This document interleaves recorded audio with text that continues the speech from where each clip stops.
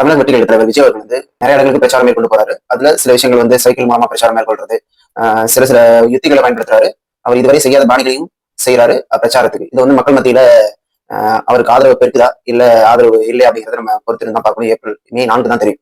இப்போ அவருடைய பிரச்சாரத்துல சில வாக்குறுதிகளை கொடுத்துட்டே வராரு. சில தொகுதி சில டிஸ்ட்ரிக்ட் போகும்போது அது மாதிரி கன்னியாகுமரி லாஸ்ட்ல போயிருந்தாரு. அங்க என்ன சொல்லியிருந்தாரு அப்படிங்கிற இந்த பதிவை பார்க்கலாம் வாங்க.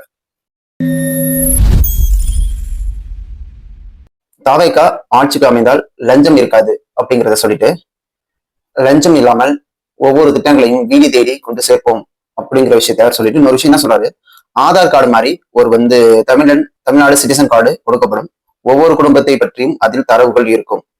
அதாவது ஆதார் கார்டு கொடுக்குறாங்க பாத்தீங்களா, அது மாதிரியான ஒரு கார்டு கொடுப்பாங்க. அந்த கார்டுல வந்து அந்த குடும்ப அந்த தலைவருடைய குடும்பம், அவர் என்ன மாதிரியான ஒர்க் பாக்குறாரு, படிச்சவரா படிக்காதவரா, இல்ல வேலைக்கு போயிட்டு இருக்காரா போகலையா, அவருடைய வருமானம் எவ்வளவு, அவங்க குடும்பத்துல எத்தனை பேர் இருக்காங்க, அதுல எத்தனை பேர், அந்த ஒரு குடும்பத்தை பத்தின டீடைல்ஸ் அனைத்துமே அந்த கார்டு மூலமா தெரிஞ்சுக்கலாம் அப்படிங்கிற விஷயத்த அவர் கொண்டு வராரு.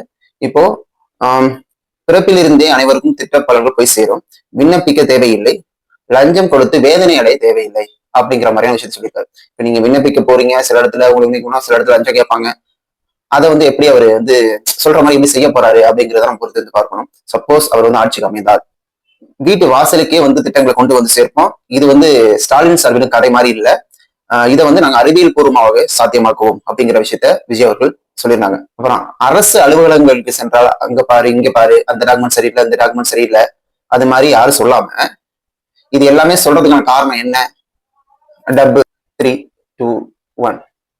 இதற்கு காரணம் வந்து டாக்குமெண்ட் இல்ல, டப்பு, அதாவது லஞ்சம் தான் காரணம். அது மாதிரியான விஷயங்கள் வந்து நம்ம ஆட்சியில இருக்காது அப்படிங்கிற விஷயத்த அவர் சொல்றாரு.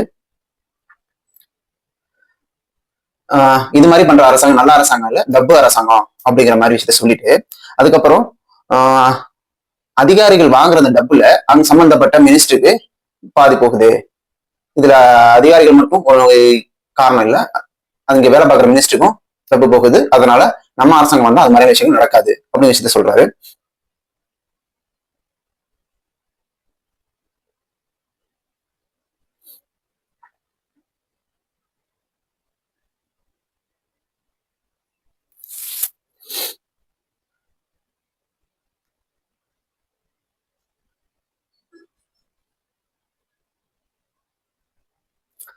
தமிழக வெற்றி கழக அரசு அமைந்த 6 மாதங்களிலேயே தமிழ்நாடு சேவை உரிமை சட்டம் நிறைவேற்றப்படும்.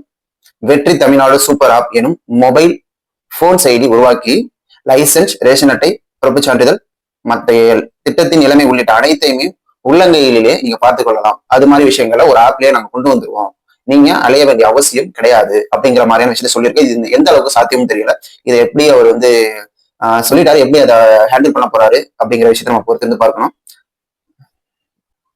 அந்த விஷயத்துல எந்த சேவை தாமதமானாலும் சரியான அந்த அதிகாரிகள் மீது நடவடிக்கை எடுக்கப்படும். இடைத்தரகர் லஞ்சம் என்பதே இனி இல்லை.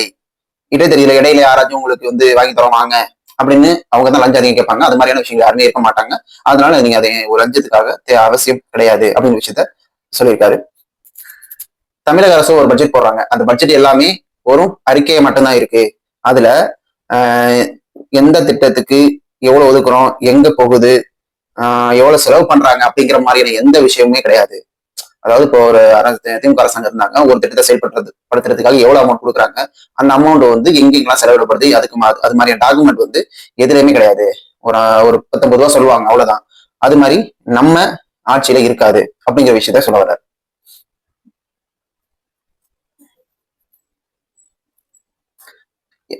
இது மாதிரி நடந்தது வந்து தமிழ்நாடு அரசாங்கம் இருந்தது வந்து ஒரு ஸ்டாலின் சார் அரசாங்கத்துல வந்து ரொம்ப சிதம்பர ரகசியம் போலவே இருந்தது. இது வந்து நம்ம தமிழக வெற்றி கழகம் அரசாங்கம் அமைந்தால் அது மாதிரியான விஷயங்கள் ஒரு பலகையை உருவாக்கப்படும்.